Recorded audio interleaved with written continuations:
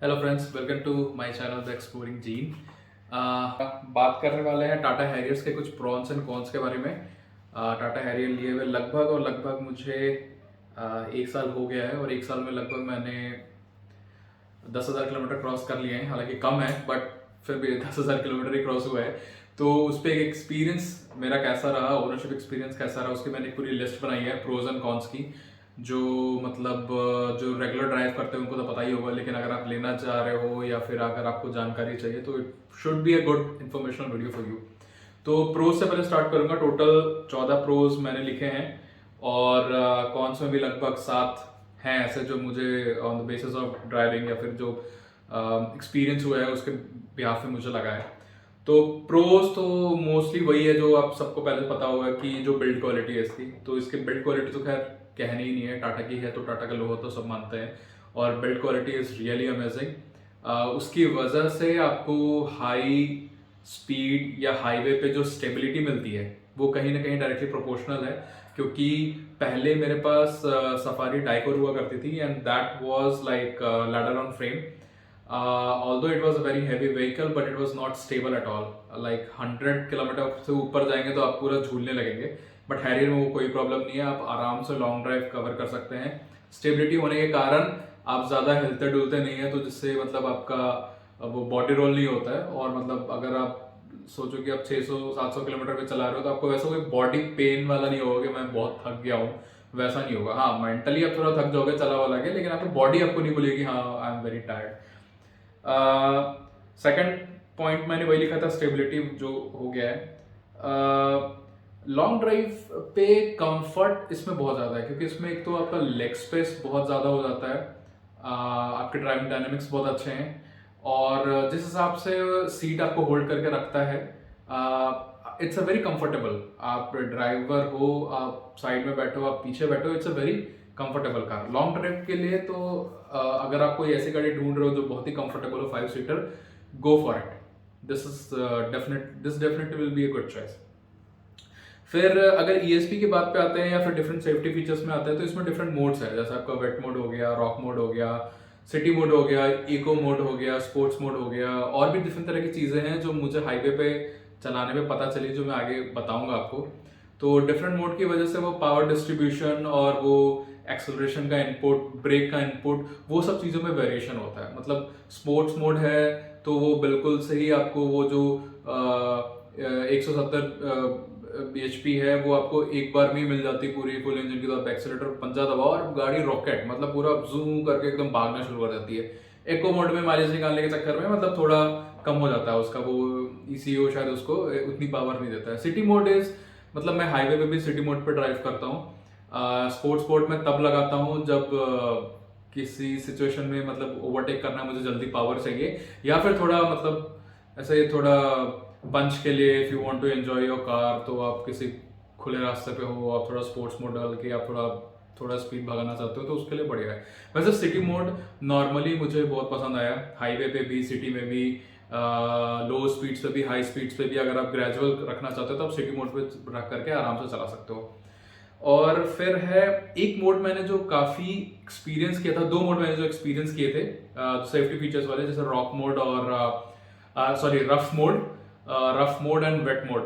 तो rough mode में क्या हुआ था कि मेरे घर के सामने जो गली है उस पर रोड कंस्ट्रक्शन हो रहा था, वो बहुत ही उबड़ खाबड़ हो गया था। मतलब बहुत ही ज़्यादा उसकी डायनेमिक्स मतलब चेंज थी। मतलब एक ज़्यादा गड्ढा है, एक पूरा ऊपर है, तो बहुत ही बिल्कुल ही एकदम लेह लद्दाख का टेरेन बना दिया था उन्होंने 2 महीने के लिए। उस सिनारियो में क्या हुआ था कि रफ मोड में जैसे एक्टिवेट करता था उस समय मैंने देखा था कि जो एक्सेलरेशन है, अगर आप एक्सेलरेट करोगे तो गाड़ी सडन से, जैसे आप नॉर्मल सिटी मोड में हो तो आपने एक्सेलरेटर पे जैसे पाँव डाला, गाड़ी को हो जाता है कि हाँ मेरे को स्पीड बढ़ानी है। रफ मोड में इट टेक्स टाइम। अगर आपने एक्सेलरेटर पे रखा है फिर भी it will take some time to accelerate your vehicle. और ब्रेक लगने के जो सीक्वेंस था उसमें भी थोड़ा सा कंट्रोल था। जैसे अगर आप ऊपर खाबड़ है, आप ब्रेक पे पैर रखना चाहते हो तो कभी गाड़ी अगर अचानक से ऊपर हुई तो जल्दी से ब्रेक लग जाता है, या नीचे लगी तो थोड़ा देर बाद ब्रेक लगेगा।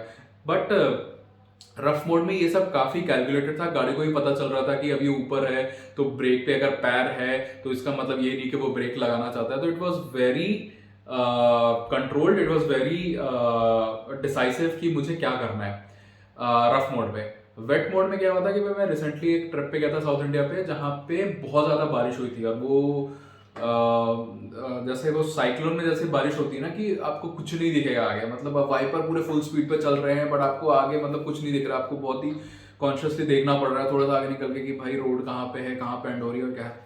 वैसे मोड में अगर मैं नॉर्मल सिटी मोड में था तो मैं एक्चुअली एक्सपीरियंस करना चाहता था कि क्या डिफरेंस है, तो मैं सिटी मोड पे चला रहा था and obviously I was keeping huge distance from my self and the car which was ahead of me, तो काफी डिस्टेंस मेंटेन करके मैं चल रहा था। उसमें मैंने क्या देखा कि हाँ, अगर कोई स्पीड ब्रेकर आया या अगर मुझे ब्रेक मारना पड़ता है तो वो ब्रेकिंग डिस्टेंस बढ़ गया था, इवन दो डिस्क ब्रेक्स हैं और भी बहुत तरह के फीचर्स हैं, ब्रेकिंग डिस्टेंस थोड़ा सा बढ़ गया था। तो मैंने वेट मोड ऑन किया। वेट मोड ऑन करते ही सबसे पहले मैंने क्या नोटिस किया कि जो मैं एक्सेलरेशन दे रहा हूँ गाड़ी वो काफी ग्रेजुअल ले रही है, मतलब एक्सेलरेशन डालते ही जैसे रफ मोड में होता है कि ऐसा नहीं कि एक्सेलरेशन डाला और गाड़ी बढ़ने लगी, नहीं वैसा नहीं था। एक्सेलरेशन में पैर है बट फिर भी गाड़ी आगे नहीं बढ़ रही है, थोड़ा ज्यादा प्रेस करने से फिर गाड़ी ग्रेजुअल आगे बढ़ रही है, मतलब कि सडन आपको ऐसा नहीं हो जाए कि हाँ एक्सेलरेशन दिया और कोई व्हील स्पिन हो गया वैसा हो गया, वो चीज को अवॉइड करती है, क्योंकि एक बार व्हील स्पिन हो गया उसमें तो हो सकता है चांसेस कि अगर ट्रैक्शन कंट्रोल नहीं तो थोड़ी गाड़ी इधर उधर हो जाए, तो वो एक अच्छी चीज थी। सेकंड चीज मैंने ये नोटिस की कि ब्रेक थोड़े ज्यादा अच्छे लगने लगे, फिर मैंने थोड़ा रिसर्च किया तो पता चला कि उसमें एक ब्रेक डिस्क वाइपिंग का फीचर आता है कि अगर आप वेट मोड एक्टिवेट करते हो तो वो थोड़ी थोड़ी देर पे आपके डिस्क ब्रेक को, मतलब वो आपके डिस्क ब्रेक को वाइप करता रहता है कि उसमें से पानी हटाता रहता है बिना ब्रेक लगाए, आपको पता नहीं चलेगा लेकिन वो हल्का हल्का टच कर रहा होता है डिस्क ब्रेक को और अपने आप उसको हटा रहा होता है। दिस ऑल्सो डजंट मीन कि बिल्कुल ही नॉर्मल कंडीशन के जैसे ब्रेकिंग होगी, but it comes as close to मतलब 90% ऑफ नॉर्मल कंडीशंस की, मतलब अगर वेट कंडीशन में भी आपने ब्रेक लगाया है तो वो अगर आप सिटी मोड में चलाते हैं तो उससे बहुत ही ज्यादा एग्रेसिवली ही ब्रेक लगेगा, तो ब्रेक के मामले में और उसके मामले में wet mode was very good. उसके बाद एक और सिचुएशन हुआ था, हाँ पैनिक ब्रेकिंग एक हुई थी कि हाईवे पे ऐसे नॉर्मली होता है कि आप जा रहे हो लेफ्ट साइड में जो ट्रक है वो अचानक से डिसाइड कर लेगा कि भाई मेरे को तो तुम्हारे लेन में आना है, और वो आपके लेन में बिना इंडिकेटर के या फिर ड्राइवर एक हाथ बाहर करेगा खिड़की से और वो घुस जाएगा।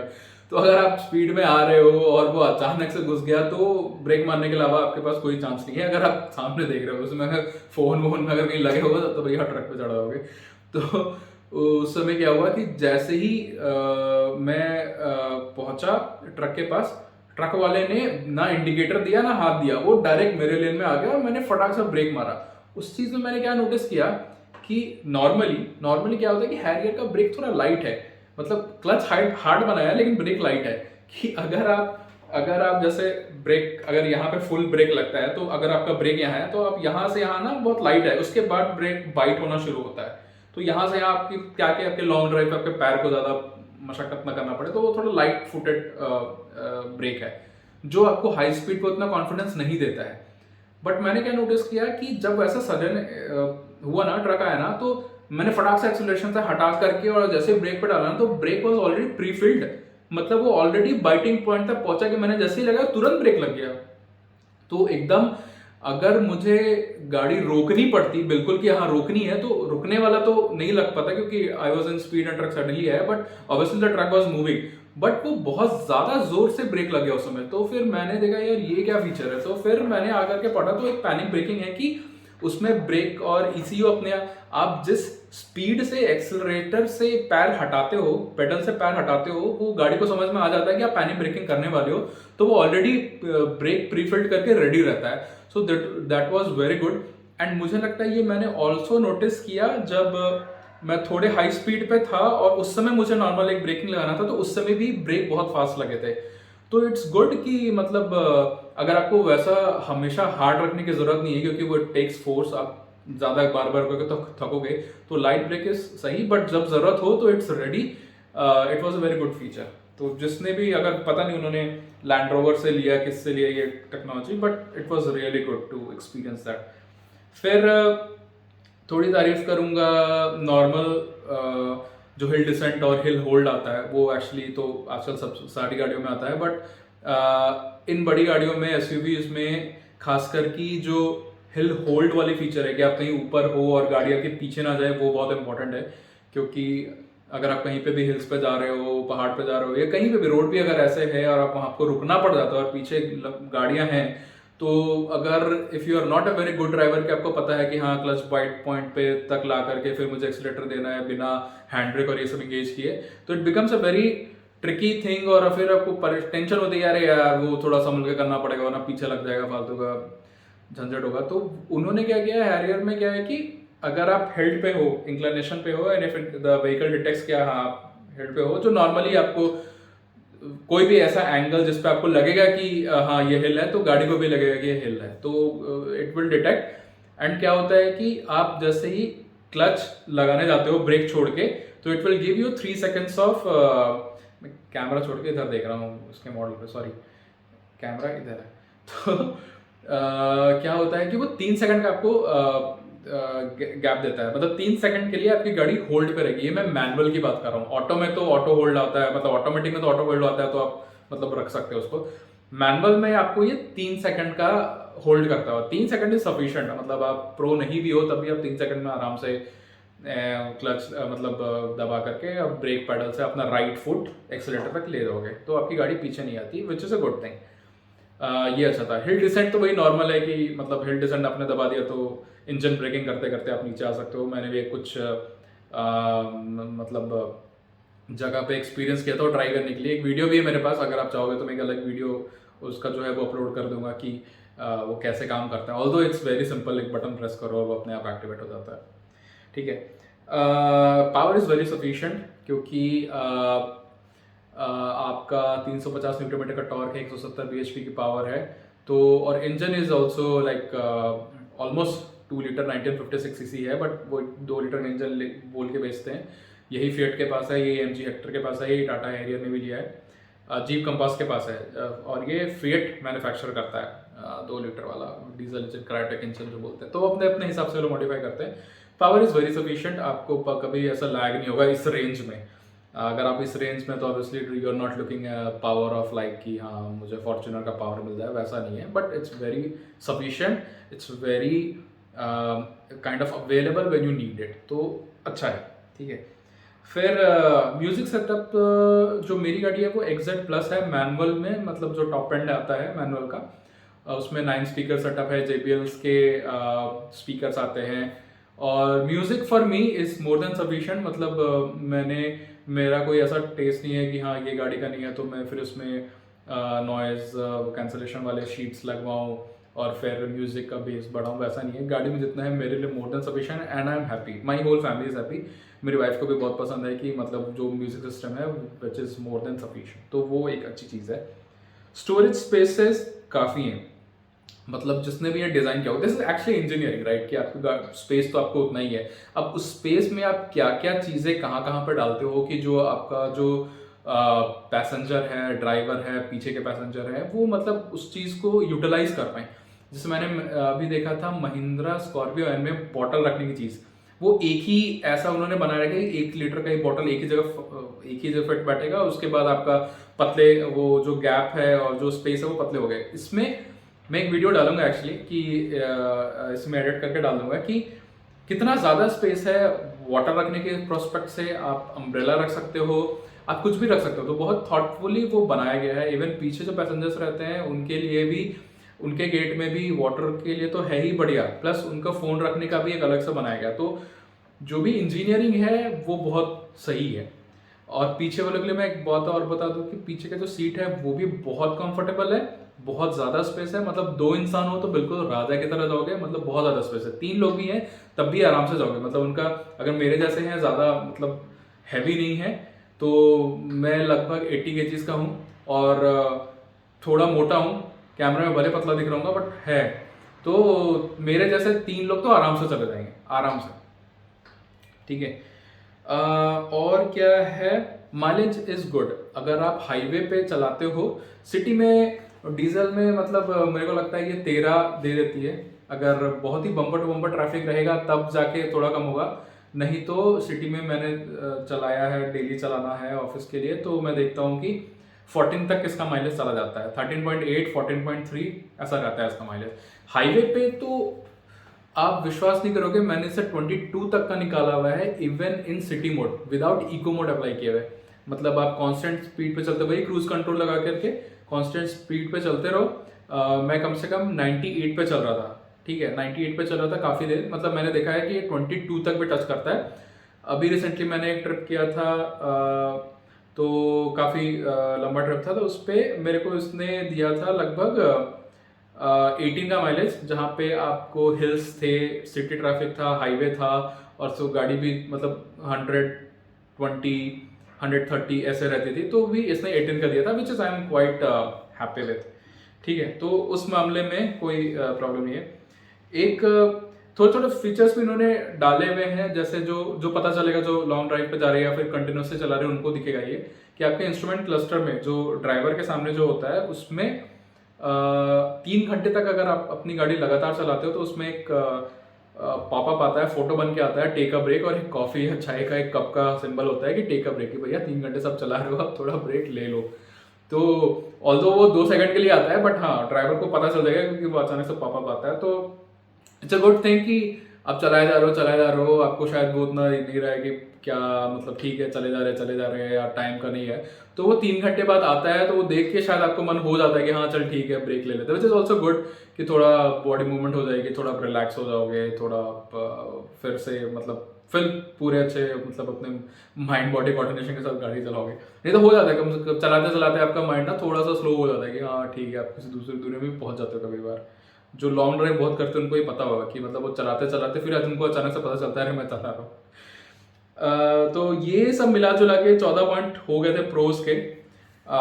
फिर अब मैं आता हूँ कॉन्स पे, जो मतलब एक 10,000 किलोमीटर के एक्सपीरियंस के बाद मुझे लगा ऐसा कि हाँ शायद अगर ये थोड़ा बहुत होता तो ठीक होता, बट ऐसा नहीं है कि इसकी वजह से मैं गाड़ी नहीं लूंगा। मेरे पास अगर अभी भी ऑप्शंस होंगे तो I still buy Tata Harrier, क्योंकि this cons are not that heavy कि that you should not consider this car. This is basic ones, बहुत सारी गाड़ी में हो सकते हैं। सबसे पहले तो मुझे एक्सपीरियंस हुआ, अगर मैंने रात में गाड़ी चलाई तो उसका लाइट्स जो हैं not at all good. I have seen Mahindra providing very good lights.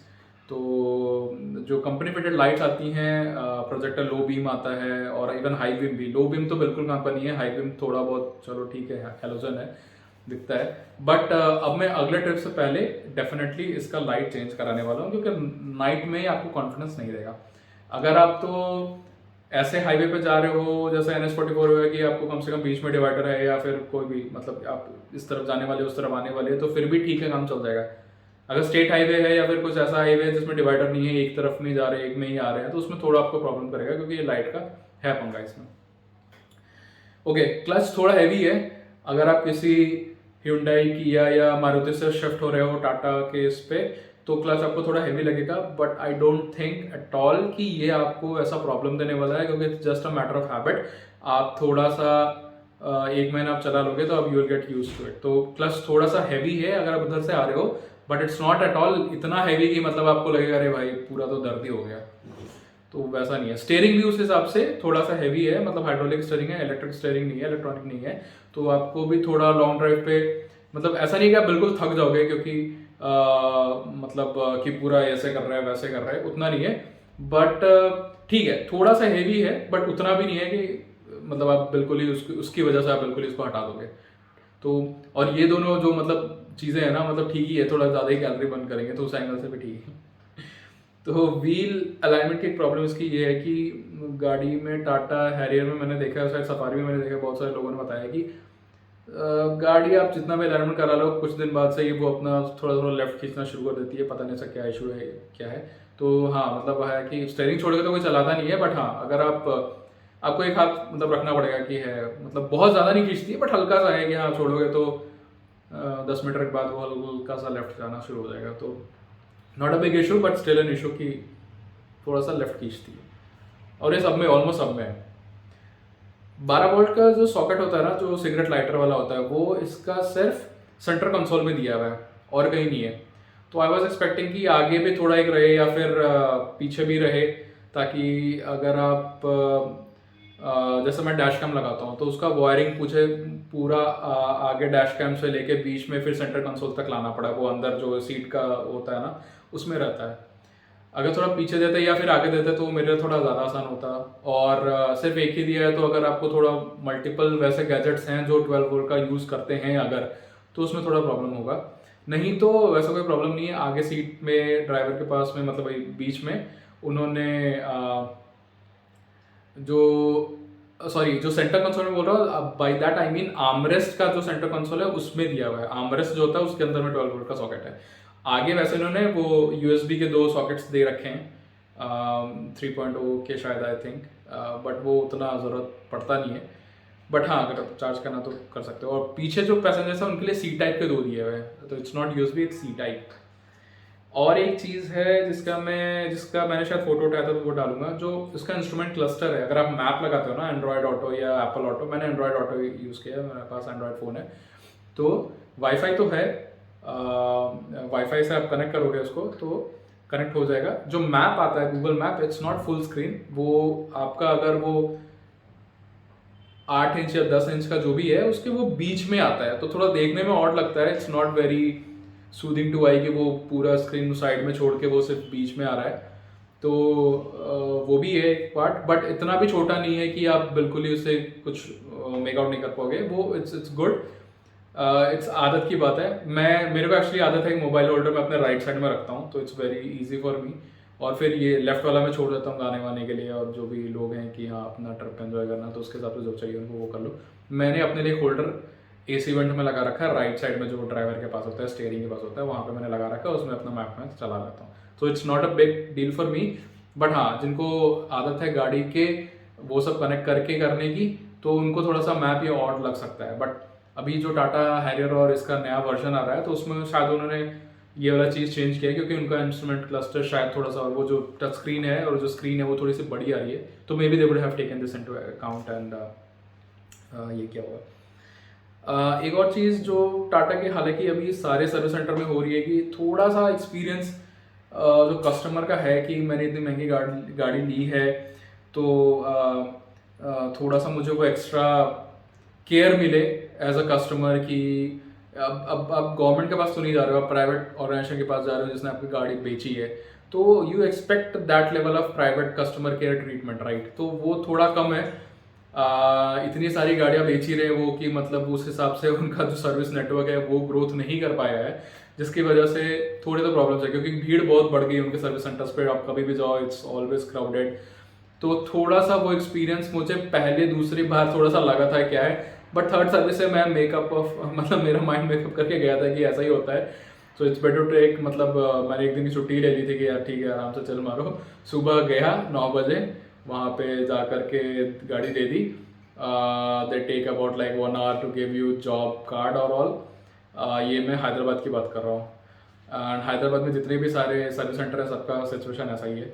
तो 1 घंटे बाद वो गाड़ी ले लेंगे, इवन इट्स नॉर्मल सर्विस। वो बोलेंगे आपको गाड़ी शाम में मिलेगी, तो मतलब ऐसा नहीं कि आप 1 घंटा वेट कर रहे हो, जैसा टोयोटा का सुनने में मिलता है, या फिर मे बी हुंडई और मारुति में भी हो कि आप जाओ और 2 घंटे में आपको गाड़ी सर्विस करके दे दे। आई डोंट नो उनका कैसा है, बट मैंने सुना है फ्यू ऑफ द फ्रेंड्स से कि Toyota is able to give them in 1 hour and Maruti is able to give them in 2 hours. But Tata का ऐसा नहीं है, आप सुबह जाओ गाड़ी छोड़ दो और फिर शाम में फिर से आपको जाना पड़ेगा गाड़ी लेने के लिए, तो वो होता है। और इतने ज़्यादा भीड़ है कि यू कैन नॉट ट्रस्ट कि उन्होंने क्या काम किया होगा नहीं किया होगा, क्योंकि वो स्टार्टिंग में वो कर तो लेते हैं कि हाँ आपको क्या प्रॉब्लम है क्या प्रॉब्लम नहीं है। तो मुझे नहीं लगता कि वो एक जो अंदर में जो मैकेनिक्स होते होंगे वो अगर एक बार गाड़ी आई है तो उसको थॉरोली चेक करते होंगे, वैसा नहीं होगा। उसमें आपने जो बस लिख दिया बस उसी चीज़ पर टच होगा, और कोई चीज़ अगर प्रॉब्लम भी होगा तो उसको वो रेक्टिफाई नहीं करेंगे, क्योंकि उनके पास उतना टाइम ही नहीं है। सो अगर आप टाटा सर्विस सेंटर पे जा रहे हो तो make a list of the problems that you are having, tell them, और जब आप रिसीव करो तो जस्ट मेक श्योर कि आपने जो बोला था वो चीज़ आप वेरीफाई कर लो, ज़्यादा से ज़्यादा उतना ही होगा। और अगर नॉर्मल चीज़ें हैं तो नॉर्मल सर्विसिंग है, तो अगर आपको कुछ एक्स्ट्रा हो गया कि गाड़ी कहीं लड़ गई या फिर कुछ और कराना है या कुछ स्पेशल है या कुछ कस्टम है, तो उसके लिए तो मुझे लगता है कि वो 2-3 दिन तो ले ही लेते होंगे आराम से, जो हर जगह लेते हैं। बट यहाँ थोड़ा एक्स्ट्रा, मतलब 1-2 दिन तो प्लस करके चलो, but that is still doable, क्योंकि गाड़ी बहुत अच्छी है। गाड़ी अगर आप अच्छे से रोकोगे तो गाड़ी आपको बहुत साथ देगी। और क्योंकि जो लॉन्ग ड्राइव कंफर्ट इसका है, जो हाईवे कंफर्ट है, जो ड्राइविंग डायनामिक्स है, स्टेबिलिटी है, फीचर्स हैं वो मुझे बहुत पसंद है, तो उसके लिए यार एक दिन तो सर्विस सेंटर में बर्बाद करना बनता है। तो अगर उनका एक्सपीरियंस उतना अच्छा नहीं भी है तो भी मतलब इंसान ले लेता है यार, चल ठीक है मतलब एक दिन के लिए सह लेंगे। तो वो है। और एक चीज़ आती है टाटा हैरियर के हैंड ब्रेक पे कि यार हैंड ब्रेक ऐसा दे दिया, वो पायलट स्टाइल वाला होता है ना, वो उठा के करना पड़ता है। तो it's a hit and miss for many, but मैं जब यूज़ कर रहा हूँ तो मेरे को इतना कुछ खास फर्क नहीं पड़ रहा है। इट्स गुड, मुझे तो अच्छा लग रहा है यूज़ करने में कि आराम से आप उसको उठाओ और आराम से उसको प्रेस करके नीचे करो, तो उतना कोई प्रॉब्लम नहीं है। कि वो जो लिवर वाला होता था वो भी ठीक है, ये भी ठीक है, मतलब it's just that you have to get use to it, इतना कुछ इशू नहीं है, तो I am fine with it. तो कुल मिला करके प्रोज एंड कॉन्स ये हो गए। जो भी कॉन्स मैंने बोले हैं इट्स नॉट इतने भी ज़्यादा है कि आप गाड़ी कंसिडर नहीं करोगे। इट्स जस्ट दैट कि आप you will get use to it. जैसे थोड़ा सा स्टेयरिंग हल्का सा लेफ्ट खींचता है, तो बीच बीच में आप थोड़ा सा उसको अलाइनमेंट कराते रहो तो उसमें प्रॉब्लम नहीं है। क्लच और स्टेयरिंग थोड़ा हैवी है, बट इतना भी हैवी नहीं है कि आप बिल्कुल ही थक जाओगे, वैसा होगा कुछ नहीं है। थोड़ा सा मैं तो बोलूँगा कि बल्कि थोड़ा सा इतना होने से कि आपको लगता है कि हाँ आप कनेक्टेड हो गाड़ी से, बिल्कुल ही लाइट होने से तो आपको पता ही नहीं चलेगा कहाँ पे क्या है। बट उस चीज़ के लिए आप कंसिडर मत करो, ऐसा नहीं होना चाहिए। That is still like doable and manageable.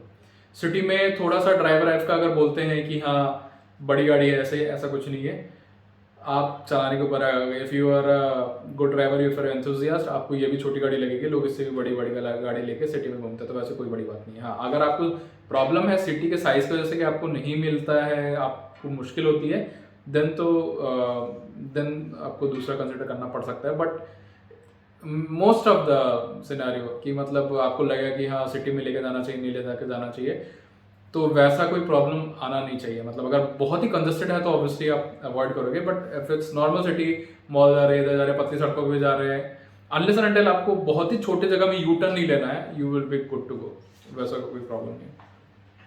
और बस फिलहाल तो यही है। तो होप आपको ये अगर नहीं पता था इनमें से कुछ तो पता चल गया होगा। अगर आपको ऑलरेडी पता था तो गिव इट लाइक, और चैनल पे आप नए हो तो प्लीज़ सब्सक्राइब करना। ऐसे बहुत सारे वीडियोस मैं लाऊंगा ओनरशिप के और कुछ और यूनिक फीचर्स जो मुझे पता चलता है, और मैं अपने ट्रिप्स का भी एक्सपीरियंस आपके साथ शेयर करूंगा, कहाँ गए थे, कैसे गए थे, क्या एक्सपीरियंस हुआ। थैंक यू सो मच, मिलते हैं आपसे नेक्स्ट वीडियो में। Bye bye.